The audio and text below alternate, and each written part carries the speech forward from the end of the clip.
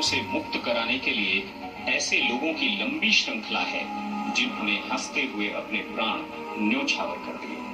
भले ही इन वीरों की चर्चा कम हुई हो, लेकिन इनके बलिदान ने देशवासियों के मन में स्वतंत्रता के प्रति ललक बढ़ा दी। ऐसे ही सबूत हैं खुदीराम बोस, जिसने महज 18 साल की उम्र में ही फांसी के फंदे को गले लगा लिया। मुजफ्फरपुर जेल इसकी गवाह है। खुदीराम बोस का जन्म बंगाल के मेदिनीपुर जिले में त्रैलोक्यनाथ बोस और लक्ष्मी प्रिया देवी के घर हुआ। पहले ही 2 भाइयों की बीमारी से मौत होने के कारण इनके जन्म के बाद बुरी नजर से बचाने के लिए एक टोटका किया गया। बड़ी बहन ने 3 मुट्ठी चावल देकर इन्हें खरीदने का टोटका किया। बंगाल में चावल को खुदी कहते हैं, इस कारण बालक का नाम खुदीराम पड़ गया। खुदीराम बोस क्रांतिकारी संगठन अनुशीलन समिति से जुड़ गए। 15 साल की उम्र में खुदीराम पहली बार गिरफ्तार हुए। अंग्रेजी शासन के विरोध में पर्चे बांटने के जुर्म में देशभक्तों को कड़ी सजा देने वाले बंगाल के जिला जज डगलस किंग्सफोर्ड को अनुशीलन समिति ने मारने का फैसला किया। पहली कोशिश में किताब में छुपाकर एक बम किंग्सफोर्ड के पास भेजा गया, परंतु किंग्सफोर्ड ने किताब खोली ही नहीं और ये प्रयास असफल रहा। जज किंग्सफोर्ड का तबादला वर्तमान बिहार के मुजफ्फरपुर कर दिया गया। 1908 के अप्रैल माह में प्रफुल्ल कुमार चाकी को साथ लेकर खुदीराम मुजफ्फरपुर पहुंचे और एक बंगाली जमींदार की धर्मशाला में कुछ दिनों तक रुके और किंग्सफोर्ड की दिनचर्या का पता लगाया।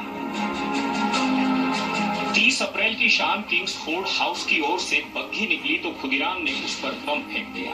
जोरदार धमाके के साथ ही बग्घी में सवार 2 लोग मारे गए और उस बग्घी में किंग्सफोर्ड नहीं बल्कि लोकल बैरिस्टर प्रिंगल कैनेडी की पत्नी और उसकी बेटी भी थी।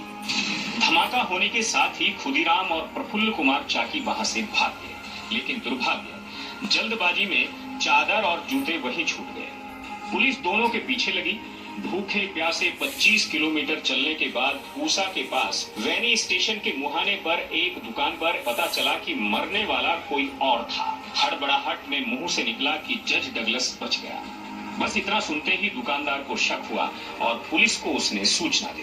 पुलिस ने इन्हें घेर लिया। खुदीराम गिरफ्तार हो गए।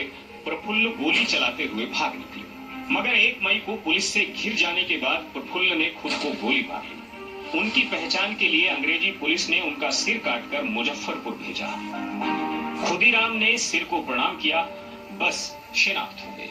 इनकी गिरफ्तारी की खबर चारों तरफ फैल चुकी थी। लोग हैरत में थे कि 18 साल के एक लड़के ने किसी अंग्रेज को मार गिराया है।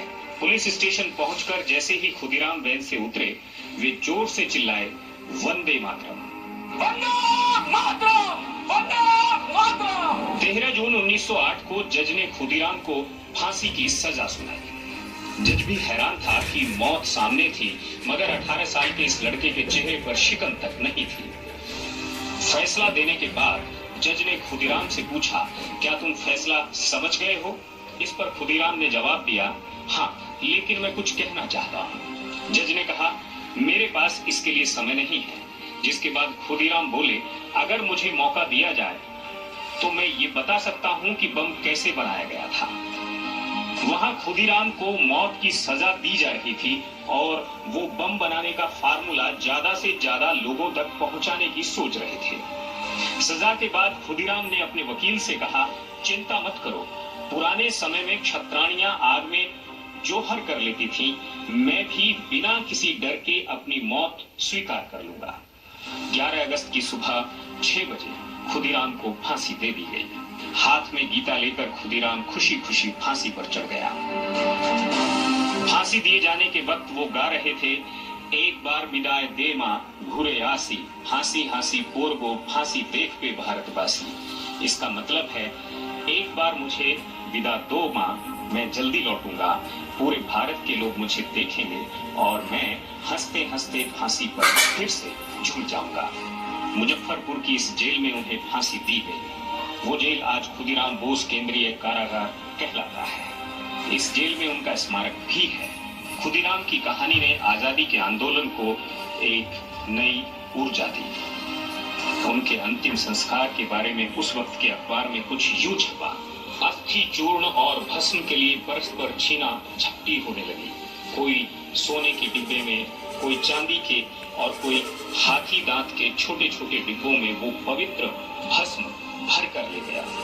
एक मुट्ठी भस्म के लिए हजारों स्त्री पुरुष उन्मत्त हो उठे। जहां खुदीराम पकड़े गए थे वहां अब खुदीराम पूसा स्टेशन है।